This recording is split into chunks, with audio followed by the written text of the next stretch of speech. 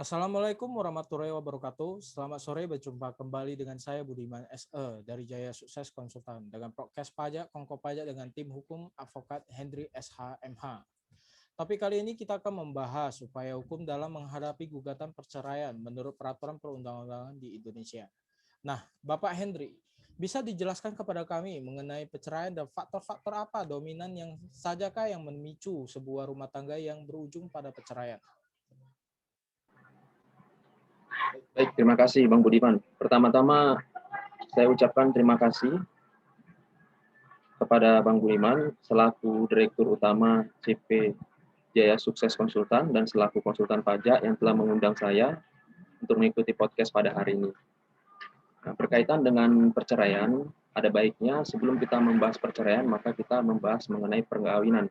Sebab perceraian itu ada dikarenakan adanya perkawinan.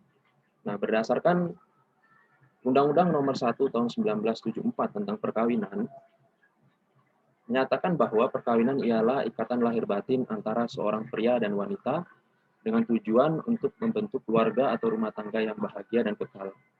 Sehingga oleh karenanya tiap-tiap perkawinan harus dicatatkan menurut peraturan perundang-undangan yang berlaku.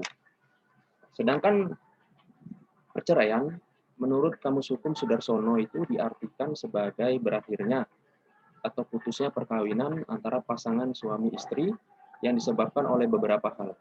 Yang pertama yaitu dikarenakan kematian atau meninggalnya salah satu pasangan suami istri, baik suami maupun istri. Nah, yang kedua adalah dikarenakan putusan pengadilan. Terkait dengan faktor-faktor perceraian, saya merangkum berdasarkan pengalaman praktik saya di lapangan dalam menangani kasus perceraian. Adapun faktor-faktornya terdapat setidaknya ada sekurang-kurangnya ada 3 faktor. Yang pertama, faktor ekonomi. Nah, yang kedua adalah faktor non-humanis di dalam hubungan rumah tangga. Yang ketiga adalah faktor selingkuh. Nah, terkait dengan faktor pertama, faktor ekonomi ini bisa saja terjadi dikarenakan suami ya. Misalnya suami tidak memberikan nafkah atau kebutuhan hidup rumah tangga kepada istri dan anak-anaknya. Ataupun apabila si suami memberikan biaya kebutuhan tersebut tidak mencukupi. Nah, yang kedua adalah faktor non-humanis. Faktor non-humanis ini adalah faktor ketidakharmonisan di dalam hubungan rumah tangga antara pasangan suami istri. Dikarenakan misalnya si suami melakukan kekerasan dalam rumah tangga ataupun sebaliknya si istri melakukan kekerasan dalam rumah tangga. Nah, yang ketiga adalah faktor selingkuh. Faktor selingkuh dapat terjadi juga oleh suami atau oleh istri. Nah, ada faktor-faktor inilah sebagai penyebab terjadinya alasan-alasan perceraian. Saya rasa demikian. Oke, adakah upaya hukum yang mengikat jika apabila terjadi antara salah satu faktor yang Bapak sebutkan seperti tidak menafkahi istri dan anak? Apakah ada teguran, komasi, setelah dikesampingkan baru berakhir pada pengadilan perceraian? Misalnya dipertemukan dulu secara kekeluargaan, dan berapa lama batas jika suami tidak menafkahi istri untuk pengajuan ke proses perceraian tersebut? Terima kasih. Baik, terhadap faktor tidak memberikan nafkah atau tidak memberikan biaya kebutuhan di dalam rumah tangga, maka adapun upaya yang harus ditempuh oleh salah satu pihak dalam rumah tangga, yaitu harus diselesaikan secara kekeluargaan melalui keluarga, baik keluarga dari pihak suami maupun dari keluarga pihak istri, atau bisa saja melalui kedua belah pihak keluarga. Nah, tujuannya adalah agar langkah-langkah persuasif dapat ditempuh terlebih dahulu sebelum mengajukan somasi. Nah, apabila langkah-langkah tersebut tidak dapat diselenggarakan atau dapat diselenggarakan tapi tidak menemui titik kejelasan, tidak menemui titik penyelesaian, maka salah satu pasangan suami atau istri, ya contohnya adalah istri, dapat mengajukan somasi kepada suami untuk memberikan biaya nafkah, biaya pemeliharaan, biaya pendidikan, atau biaya kebutuhan rumah tangga untuk istri dan anak-anaknya. Nah, apabila ketika suami sudah disomasi misalnya oleh istri melalui konsultan hukumnya atau melalui advokatnya, tidak juga dilakukan pemenuhan terhadap biaya ataupun kebutuhan oleh suami kepada istri dan anak-anaknya, maka si istri dapat mengajukan gugatan perceraian ke pengadilan negeri di tempat domisili tergugat berada. Nah, begitu kira-kira, Bang Budiman. Oke, seperti apa langkah-langkah suatu proses perceraian dan upaya hukum apakah yang kita pakai untuk membela si tergugat, pihak yang tidak ingin bercerai, seperti suami dengan kondisi sudah mempunyai anak dua? Baik. Proses pengajuan perceraian melalui pengadilan negeri itu dimulai dengan mendaftarkan gugatan kepada Paniteraan Pengadilan Negeri. Kemudian prosesnya selanjutnya adalah pihak pengadilan akan melakukan panggilan kepada pihak penggugat dan kepada pihak tergugat. Kemudian selanjutnya pihak pengadilan akan melakukan mediasi. Setelah proses mediasi dinyatakan gagal, maka akan berlanjut ke proses persidangan. Nah, apabila dalam proses mediasi tersebut didapatkan kata sepakat, kata setuju untuk melakukan perdamaian, maka hakim mediator akan menyampaikan adanya perdamaian tersebut kepada majelis hakim untuk dibuatkan akta perdamaiannya. Nah, kemudian gugatan dianggap tidak ada, dianggap berakhir, dan hubungan rumah tangga antara penggugat dan tergugat dapat berlanjut ke tahap berikutnya.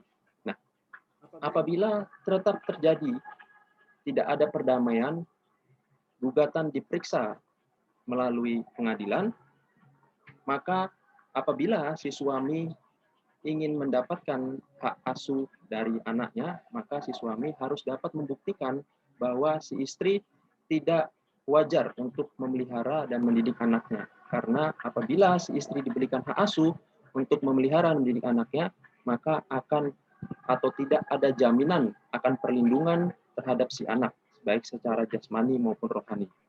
Saya rasa demikian, Bang Budi, Pak. Oke. Apakah langkah-langkah kita untuk mempertahankan hak asuh anak apabila si penggugat ingin mengambil hak asuh anak, sedangkan mempunyai surat nikah yang sah? Baik. Menurut jurisprudensi Mahkamah Agung Republik Indonesia nomor 126K/PDT/2001 tertanggal 28 Agustus 2003 memberikan kaidah hukum bahwa bila terjadi perceraian, anak yang masih di bawah umur, pemeliharaannya seyogiannya diserahkan pada orang terdekat dan akrab dengan si anak, yaitu ibu. Merujuk kepada jurisprudensi Mahkamah Agung ini, telah memberikan kaidah hukum kepada hakim-hakim di seluruh wilayah pengadilan negeri di Indonesia untuk menjatuhkan putusan apabila anak tersebut masih di bawah umur, maka harus diprioritaskan kepada ibunya sebagai hak asuh anak. Nah, yang menjadi pertanyaan adalah apabila si suami ingin mendapatkan hak asuh anak, maka upaya apa yang harus dilakukan? Upayanya yang harus dilakukan adalah suami harus mengikuti proses persidangan, suami harus mengajukan jawaban, bahkan suami harus mengajukan gugatan rekompensi. Gugatan rekompensi ini adalah gugatan balik. Ya. Suami misalnya sebagai tergugat, istri sebagai penggugat.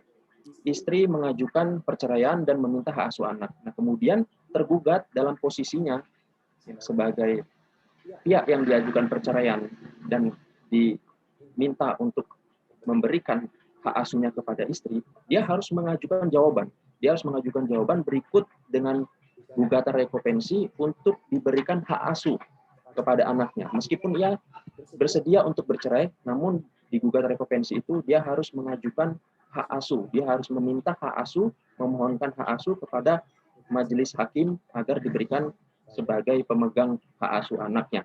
Nah, indikator-indikator agar suami dapat diberikan hak asuh itu diantaranya adalah dia harus membuktikan bahwa istri dinilai tidak wajar untuk mendapatkan hak asuh dalam memelihara dan dalam mendidik anaknya. Adapun indikatornya dikarenakan si istri tidak dapat dijamin untuk memberikan perlindungan kepada anaknya baik secara jasmani maupun rohani. Misalnya dikarenakan si istri merupakan pecandu minuman keras, pecandu obat-obatan terlarang yang dibuktikan dengan adanya bukti-bukti tertulis misalnya dari rumah sakit atau dari riwayat-riwayat rumah sakit, maupun ada juga indikatornya dikarenakan istri pernah mendapatkan hukuman penjara atau sedang mendapatkan hukuman penjara dikarenakan telah melakukan tindak pidana tertentu. Maka dengan bukti-bukti itu, si suami mengajukan gugatan rekompensi agar diberikan hak asuh anak. Demikian, Bang Budiman. Baik, Pak. Jika kebalikannya kondisi KDRT yang mempunyai anak dua, suami telah memukul istrinya setelah melakukan visum oleh istri dan terungkaplah istri yang telah berselingkuh. Bagaimanakah tanggapan Bapak dalam membela tergugat? Padahal tergugat merupakan suami yang telah dinyatakan salah karena melakukan KDRT. Lalu bagaimanakah proses hak asuh anak jatuh di tangan ayahkah atau ibu? Dengan melihat kondisi ekonomi si ibu lebih tidak memungkinkan daripada ekonomi sang si ayah. Baik, terkait dengan kekerasan dalam rumah tangga yang dilakukan oleh suami atau dilakukan kepada istri, itu merupakan tindak pidana kejahatan. Ya. Hal tersebut diatur dalam Undang-Undang Nomor 23 Tahun 2004 tentang penghapusan kekerasan dalam rumah tangga.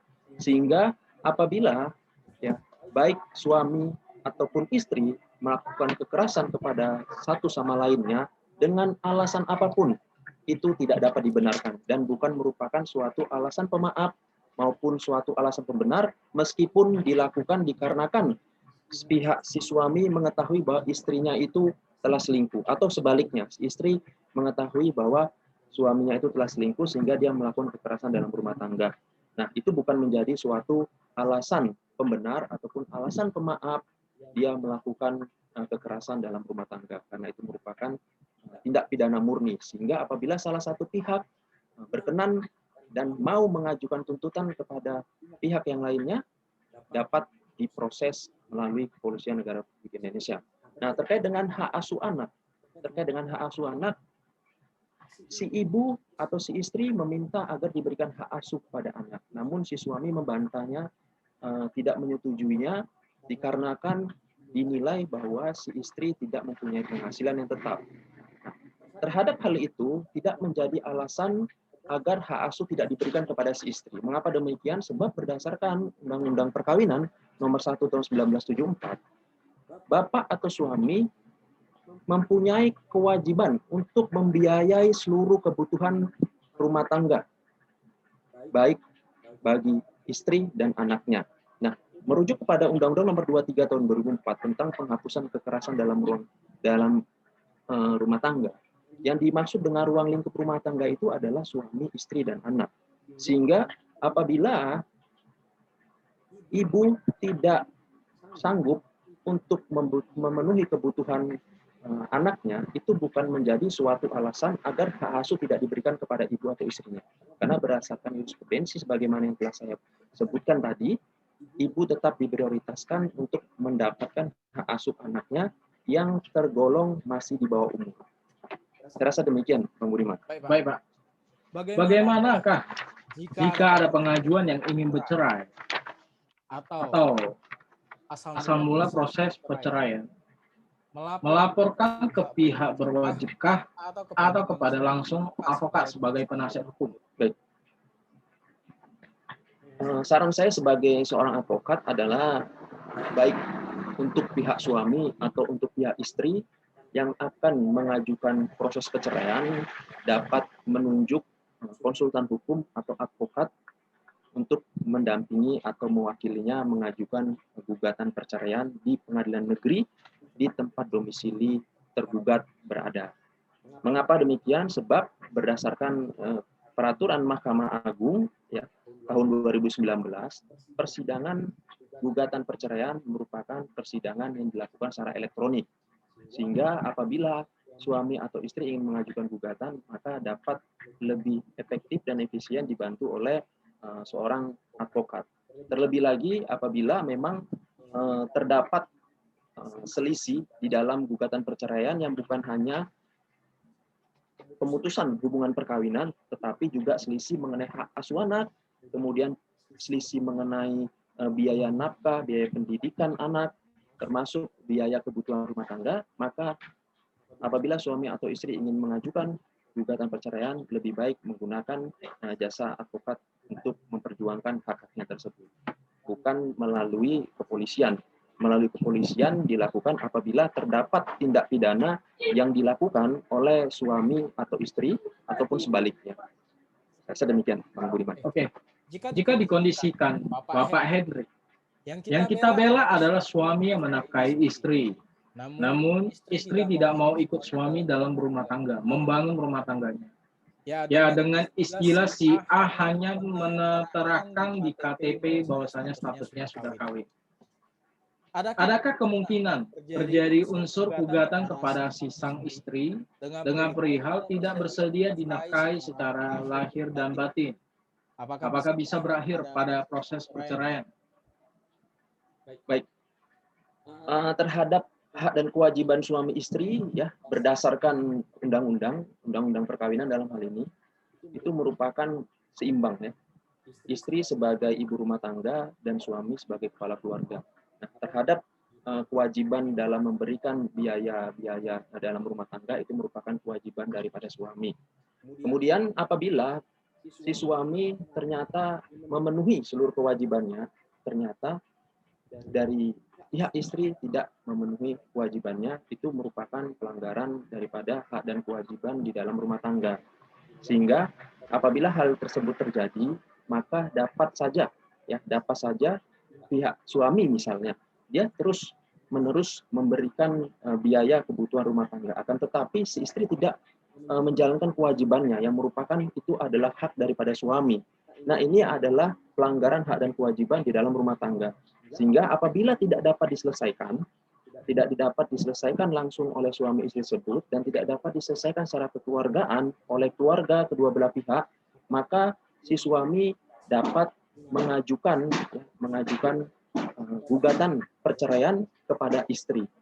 Nah, terlepas daripada itu, apabila si suami tetap ingin mempertahankan hubungan rumah tangganya, tidak ingin hubungan perkawinannya putus karena perceraian, maka untuk mengatasinya, apabila tidak dapat diatasi oleh pasangan suami istri tersebut, tidak dapat diatasi oleh keluarga kedua belah pihak, maka suami dapat memberikan surat somasi kepada si istrinya agar si istrinya dapat menjalankan kewajibannya sebagai seorang istri. Nah, yang menjadi pertanyaannya adalah apabila di dalam surat somasi tersebut ternyata istri tetap tidak mau menjalankan kewajibannya sebagai istri kepada suaminya, maka upaya hukum apa yang harus ditempuh? Nah, upaya hukum yang harus ditempuh karena sudah terpenuhi syarat formil pemberian somasi ya, yang sebelumnya telah diselesaikan langsung oleh suami istri, tidak membuahkan hasil, kemudian telah diselesaikan oleh keluarga juga tidak ada kesepakatan, tidak ada penyelesaian, maka si suami dapat menggugat si istri ke pengadilan negeri di wilayah domisili si istri berada. Hal ini didasarkan kepada ketentuan pasal 1365 Kitab Undang-Undang Hukum Perdata yang menyatakan pada pokoknya bahwa tiap-tiap perbuatan yang melawan hukum yang membawa kerugian kepada orang lain dapat orang lain yang mengalami kerugian tersebut untuk menuntut kerugian yang dialaminya tersebut. Saya rasa demikian, Bang Budiman. Baik, Pak. Langkah hukum yang akan diambil dan gugatan seperti apa yang akan dilayangkan seperti itu, Bapak Henry? Bisa dijelaskan sedikit mengenai perihal seperti itu? Ya, kalau untuk gugatannya itu namanya gugatan perbuatan melawan hukum ya.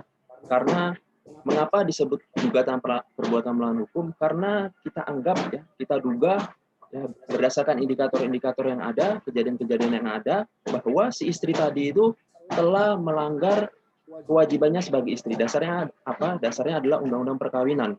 Berdasarkan Undang-Undang Perkawinan menyatakan bahwa suami istri wajib saling hormat menghormati, wajib saling harga menghargai, dan wajib saling memberikan kebutuhan lahir dan batin satu sama lainnya.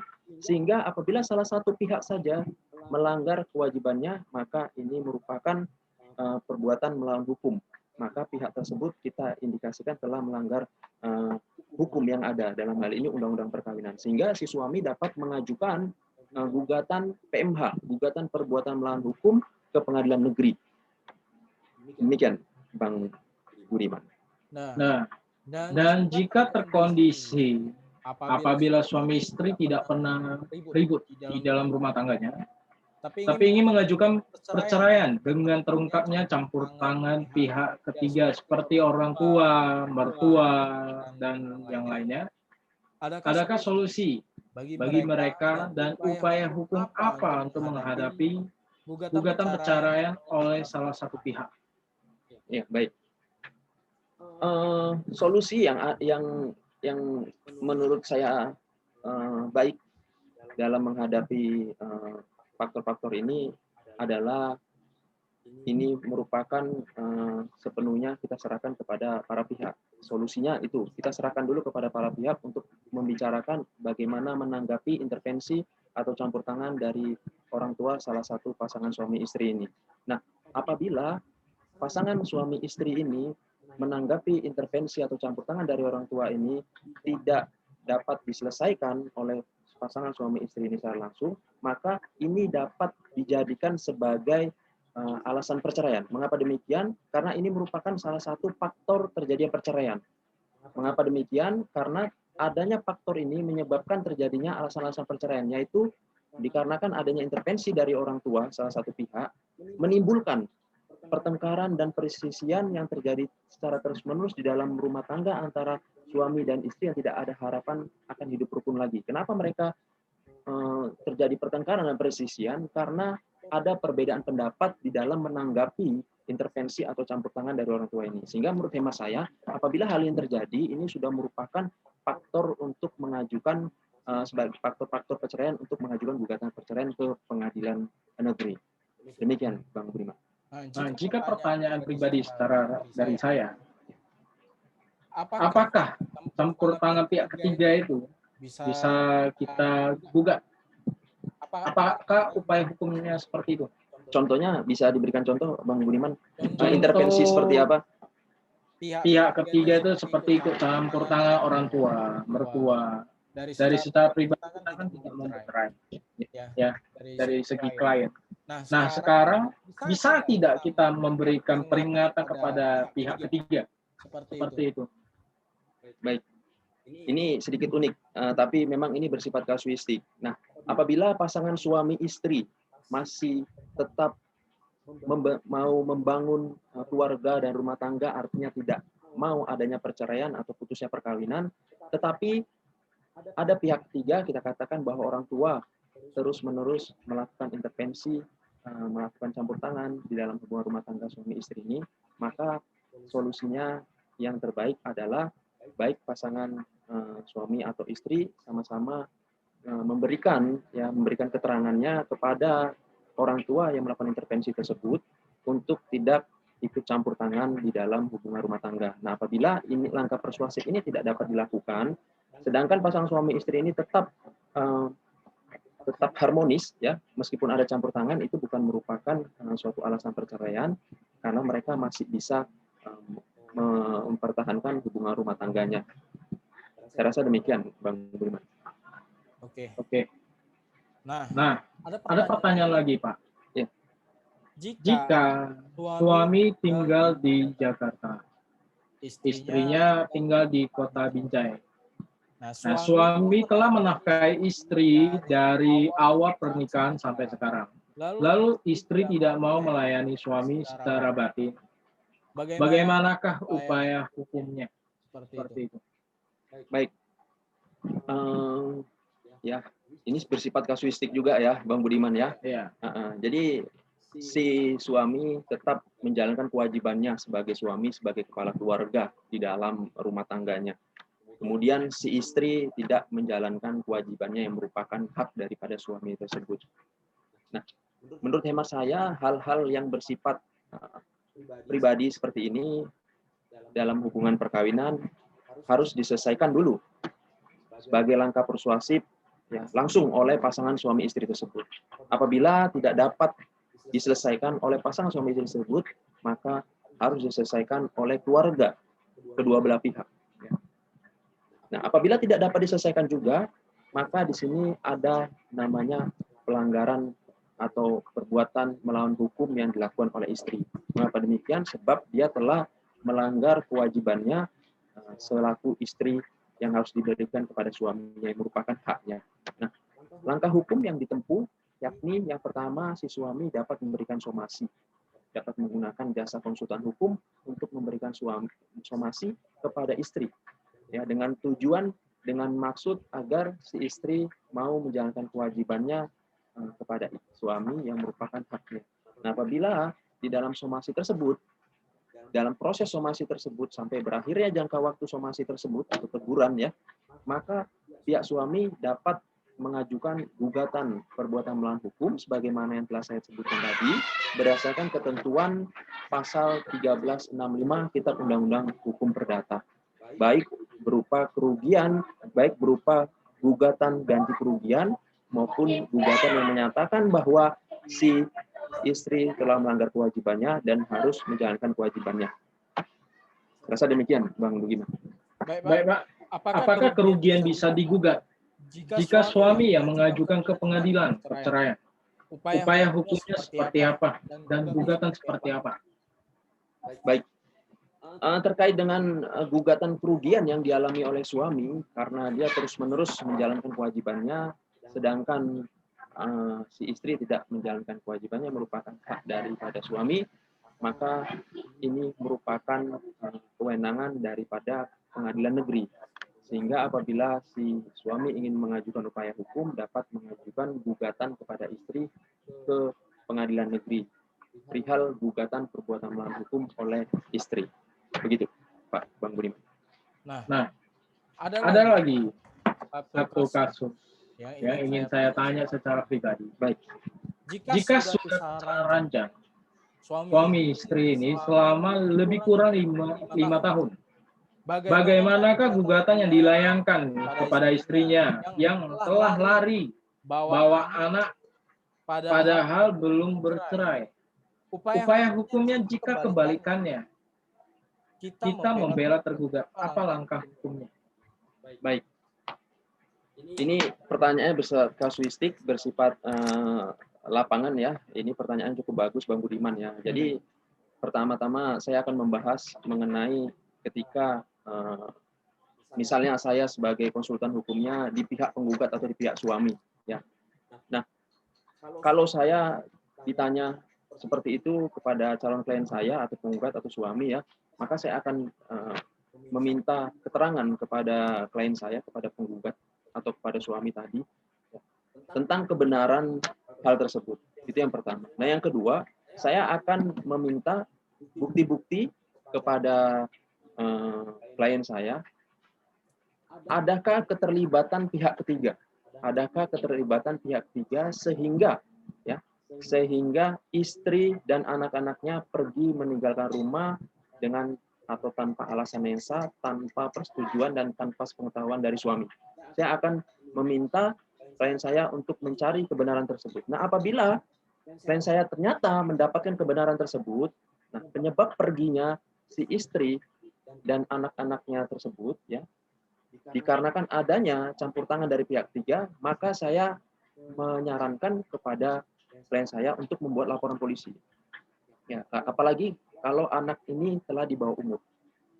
Anak ini telah di bawah umur, kemudian masih di bawah penguasaan si ibu, atas bujuk rayu, ya. Mungkin atas bujuk rayu, ya, apabila memang itu terpenuhi kronologisnya, pihak ketiga itu campur tangan, maka saya akan menyarankan untuk membuat laporan polisi kepada pihak Kepolisian Negara Republik Indonesia. Nah, kemudian apabila saya sebagai konsultan hukum, ya, kemudian di posisi tergugat, di posisi istri yang meninggalkan suami secara paling lama 5 tahun berturut-turut, mungkin tanpa alasan, ya, tanpa alasan, tanpa persetujuan, tanpa pengetahuan si si suami, maka saya akan menyarankan si istri untuk apabila tidak ada kecocokan lagi di dalam rumah tangga dan terpenuhinya alasan-alasan perceraian, maka saya akan meminta kepada si istri untuk mengajukan gugatan perceraian kepada suaminya. Mengapa demikian? Karena ini menghalau, ya, atau menghambat adanya laporan polisi dari pihak si suami kepada pihak si istri. Mengapa demikian? Sebab apabila ada gugatan perceraian, kemudian ada permintaan atau permohonan hak asuh anak yaitu kepada istri, maka kepergian istri itu merupakan suatu yang dapat dibenarkan ya, karena memang hubungan rumah tangganya, hubungan perkawinannya tidak dapat dipertahankan lagi, sehingga unsur-unsur pidananya ya seperti ada campur tangan pihak ketiga misalnya dan lain sebagainya yang mungkin dicari-cari ya atau didapatkan oleh pihak suami itu tidak dapat terpenuhi. Saya rasa demikian, Bang Budiman. Baik Pak, yang tadi Bapak sebutkan, yang melapor ke polisi, itu yang dilaporkan itu siapa? Si istri kah? Atau si pihak ketiga kah? Seperti itu. Baik. Untuk menjawab pertanyaan tersebut, maka kita harus melihat dulu delik apa yang bisa kita buatkan laporan polisi ke Kepolisian Negara Republik Indonesia terhadap si istri atau terhadap pihak ketiga tersebut. Nah, kalau memang terbukti ada bukti-buktinya, ada saksi-saksinya, kita atau pihak suami bisa melaporkan istri itu dengan tuduhan zina, dengan tuduhan perbuatan berzina. Karena dia telah tinggal bersama misalnya dengan pihak ketiga, seorang laki-laki yang bukan suami sahnya, padahal dia masih terikatan hubungan perkawinan, satu rumah dia tinggal, dan telah memiliki bukti-bukti suaminya bahwa si istri juga telah melakukan perbuatan zina, maka si suami dapat melaporkan si istrinya. Ini sifatnya delik aduan dan harus disertai dengan bukti-bukti. Itu yang pertama. Nah, yang kedua, si suami juga dapat melaporkan pihak ketiga dengan alasan ya, menghalang-halangi ya, atau merampas kemerdekaan dari si anaknya sehingga si anaknya tidak dapat ditemui. Ya. Karena si anak dan istrinya ini dibawa kekuasaan dari pihak ketiga ini, misalnya seorang laki-laki ya yang bukan sanak keluarga, tergolong sebagai orang lain, tidak ada hubungan darah, tidak ada hubungan keluarga. Nah, ternyata anak dan istri di bawah kekuasaan dia, sehingga anaknya kita katakan tidak dapat bertemu dengan ayah kandungnya, ayah biologisnya, maka si suami dapat melaporkan pihak ketiga tersebut dengan delik perampasan kemerdekaan seseorang, atau bisa pada umumnya kita kenal dengan penculikan begitu. Saya rasa demikian, Bang Budiman.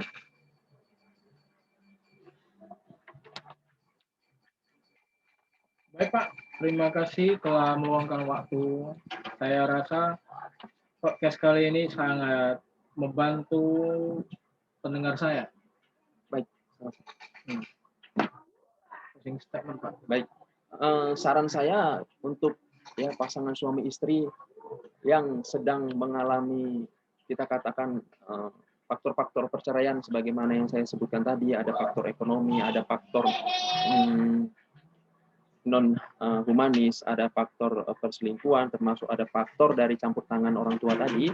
Ya, saran saya dan menurut hemat saya adalah ada baiknya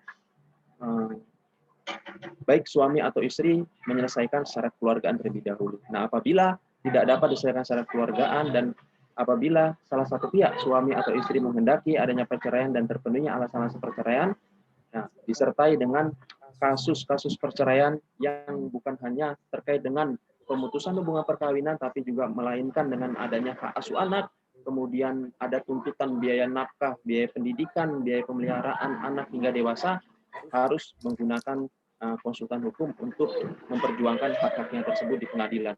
Nah, sebelum memutuskan untuk bercerai, maka pasangan suami istri saya himbau atau kami himbau ya, menurut hemat kami, untuk menimbang kerugian, untuk menimbang kelemahan, untuk menimbang kelebihan apabila terjadinya perceraian antara suami istri tersebut.